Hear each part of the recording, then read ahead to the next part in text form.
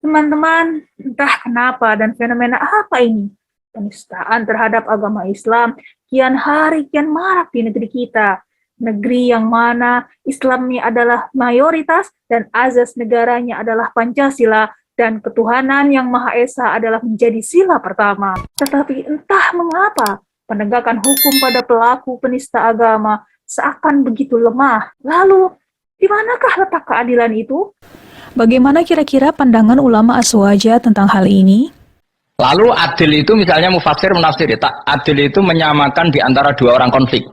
Misalnya di MK 01 dan 02 dianggap sama, itu namanya adil.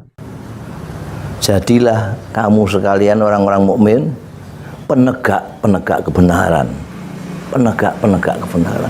Jadi kalau kalian ingin menegakkan kebenaran, sikap adil harus. Ayo santri podo ngaji. Para sedulur sedanten, sebelum kita mulai, jangan lupa subscribe-nya ya. Teman-teman, entah kenapa dan fenomena apa ini, penistaan terhadap agama Islam kian hari kian marak di negeri kita. Negeri yang mana Islamnya adalah mayoritas dan azas negaranya adalah Pancasila dan ketuhanan yang Maha Esa adalah menjadi sila pertama.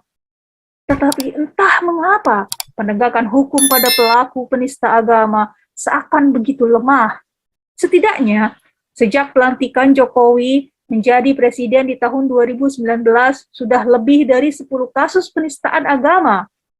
Masih segar di dalam ingatan kasus Sukmawati Soekarno Putri pada November 2019, kasus Ahok, Abu Janda pada Februari 2021, Denny Siregar April 2021, Pendeta Paul Zhang pada April 2021, Apolinaris Darmawan pada Agustus 2020, Muhammad KC Agustus 2021, Ade Armando November 2021, Yosef Suryadi Desember 2021, dan yang terakhir adalah Ferdinand Hutapea pada Januari 2022. Cuitan yang dibuat Ferdinand ini mengundang amarah netizen dan juga beberapa tokoh agama. Gelombang-gelombang desakan kepada pihak kepolisian agar menangkap Ferdinand Hutapea terus bergulir, termasuk dari kalangan ulama dan para habaib. Cukup mengherankan memang, padahal penistaan agama masuk sebagai crime index yang sangat serius. Sampai-sampai Indonesia mempunyai undang-undang khusus selain KUHP dan fatwa Mahkamah Agung, tetapi aparat negara tidak langsung bertindak dan bahkan seolah menunggu hingga menjadi opini publik. Padahal sejatinya penistaan agama bukanlah delik aduan, tetapi delik umum. Hukum sekarang sepertinya ibarat pisau, tajam ke bawah dan tumpul ke atas. Kebal bagi mereka yang selama ini dekat dengan penguasa, namun perkasa kepada lawannya. Lalu, di manakah letak keadilan itu?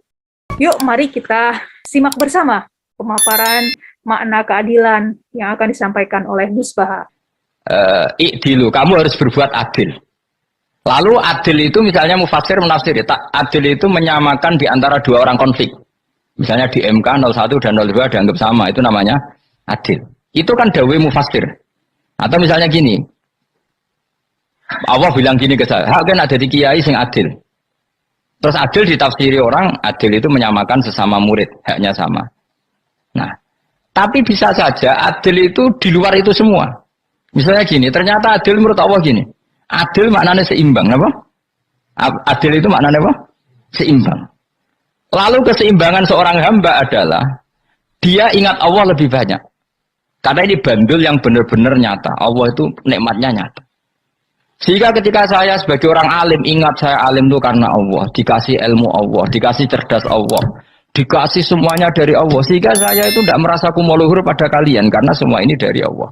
Kemudian Allah sendiri yang memerintahkan, kamu harus mengajar. Maka saya ada Arab-Arab salam templek sampeyan, penghormatan sampeyan, apresiasi sampeyan. Karena saya hubungannya hanya dengan Allah Subhanahu.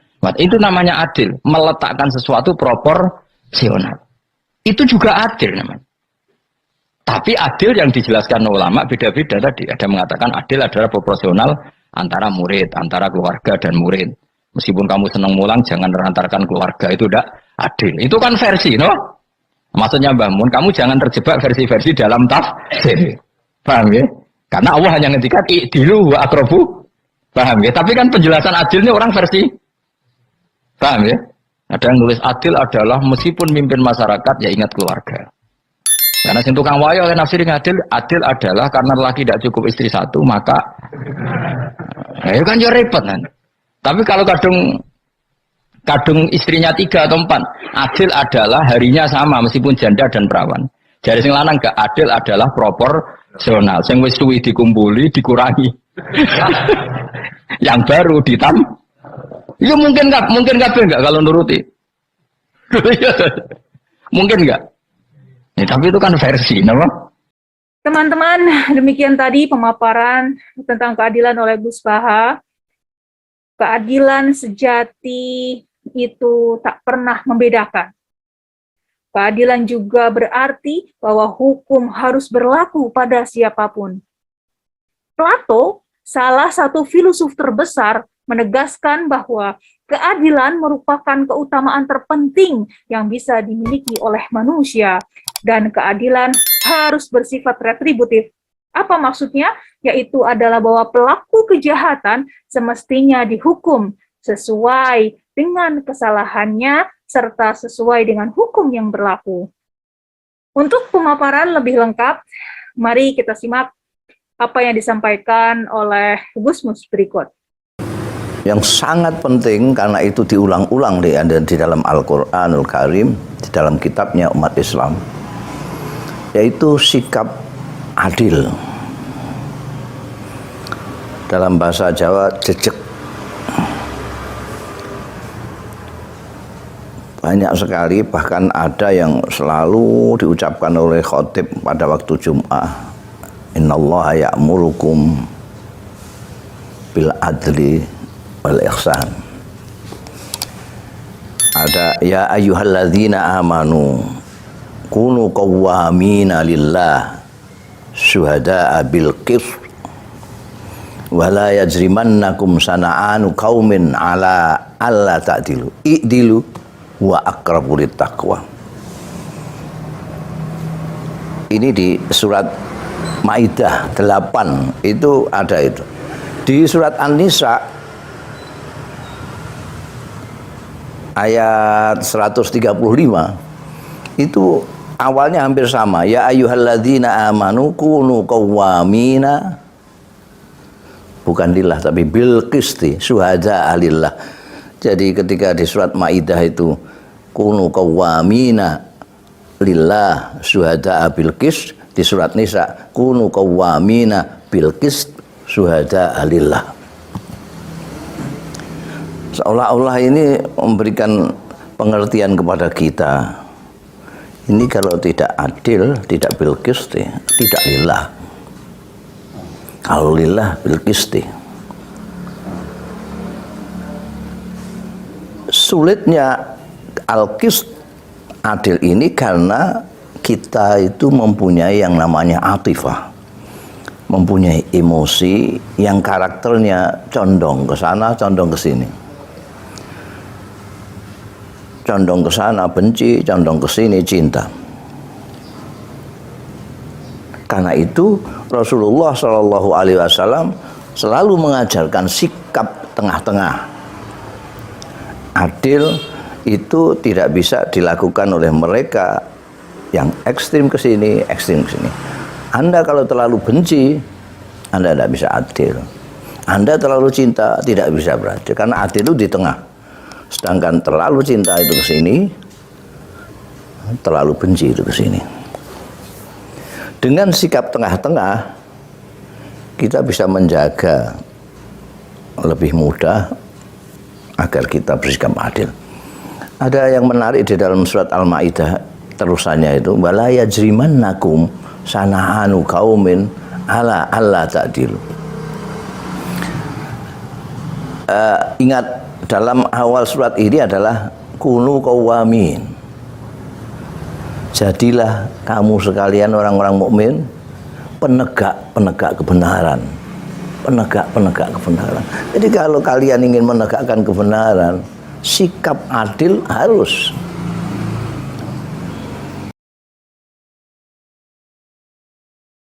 Teman-teman, luar biasa bukan apa yang disampaikan oleh Gus Mustadi dalam menegakkan kebaikan. Seseorang itu harus berbuat adil, dan adil adalah ciri utama seseorang itu disebut baik.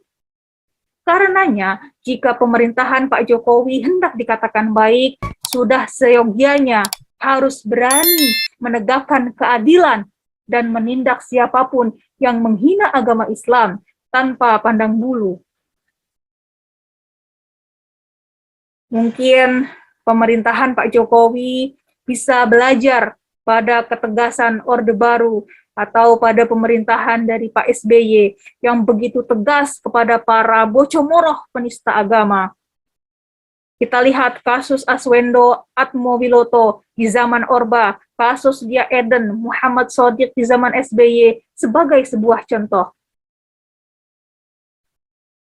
Jika pemerintahan Pak Jokowi melakukan pembiaran kasus-kasus penistaan agama seperti ini, maka ia sama saja sedang memasang bom waktu. Bukankah sudah begitu banyak pengalaman pahit yang terjadi di negeri ini, akan banyaknya kerusuhan yang terjadi di berbagai daerah yang melibatkan umat beragama, meskipun mungkin pemicunya boleh jadi sangat kompleks, bisa juga soal ekonomi atau mungkin juga soal politik. Lalu kira-kira bagaimana ya nasib Ferdinand Hutapea? Apakah akan bebas juga seperti Abu Janda, Denny Siregar, Ade Armando atau lainnya?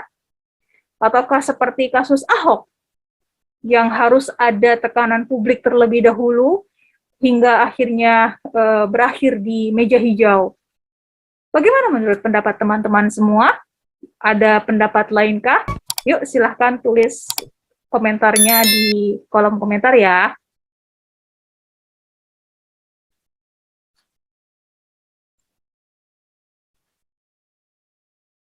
Ayo santri podo ngaji